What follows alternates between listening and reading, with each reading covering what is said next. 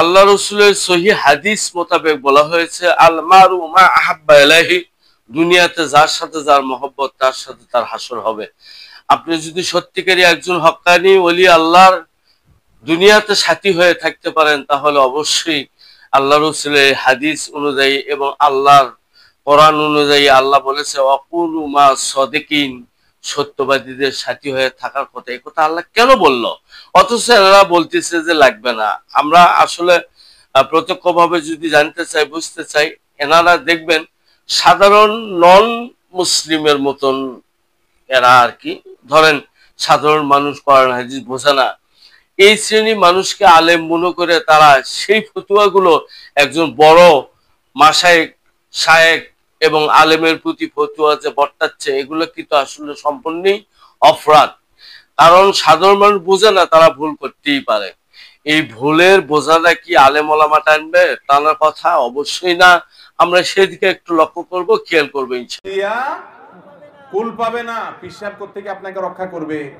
আপনি পিসাবরে গাছের লাউটা আগে আগে দিয়ে আসতেছেন, আপনি পিসাবরে গরুর দুধটা আগে দিয়ে আসতেছেন, সবকিছু দিয়ে আসতেছেন এই আশা যে আপনাকে আখিরাতে সে বাঁচাবে।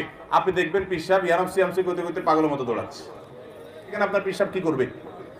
যদি কোনো পিসাব এরকম কোন ওয়াদা করে, এটা মিথ্যা ওয়াদা। কোন পীর সাহেব নিজে থেকে কোন মুরিদরে পার করে দিয়ে দিবেন, জান্নাতে নিয়ে যাবেন, এটাতে করে নিবেন, সেটাতে নিবেন, সুপারিশ করবেন, এগুলো মিথ্যা কথা। এরপর আমরা শুনবো সাইফুল ইসলাম বাবরি আজাহারি, ওনার বক্তব্য। এই আয়াতের পরে আমার আল্লাহ রাব্বুল আলামিন তার পরবর্তী আয়াতের মধ্যে ঘোষণা করতেছেন, ইজ তাবাররা আল্লাযীনা তুবিউ মিনাল্লাযীনা তাবাউ ওয়া রাআবুল আযাব ওয়া তাকাত্তাআত বিহিমুল আসবাব।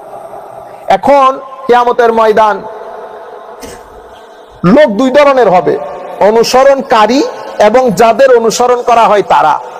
তো এখানে প্রত্যেকের অনুসরণকারী আছে, সেটা সত্য দিন হোক, সেটা মিথ্যা দিন হোক, সেটা বাতিল হোক, সেটা হক হোক। তারপর আল্লাহ বলতেছেন কিয়ামতের ময়দানে যারা এই বাতিল অনুসরণকারী, তারা যাদের অনুসরণ করেছে লিডার ইমাম, তাদের কাছে যাবে। তখন তারা বলবে না না, আমরা নিজেদেরকে নিয়ে সমস্যায় আছি, আবার তোমরা আবার কোন মুসিবত নিয়ে আসতেছো, আমাদের সাথে কোনো সম্পর্ক নাই। এই যে তাবাররা আল্লাযীনা তুবিউ মিনাল্লাযীনা তাবাউ ওয়া রাআউল আযাব ওয়া তাকাত্তাআত বিহিমুল আসবাব, আত্মীয়তা সম্পর্ক সবকিছু ছিন্ন হয়ে যাবে, কেউ কাউকে পরিচয় দিতে চাইবে না।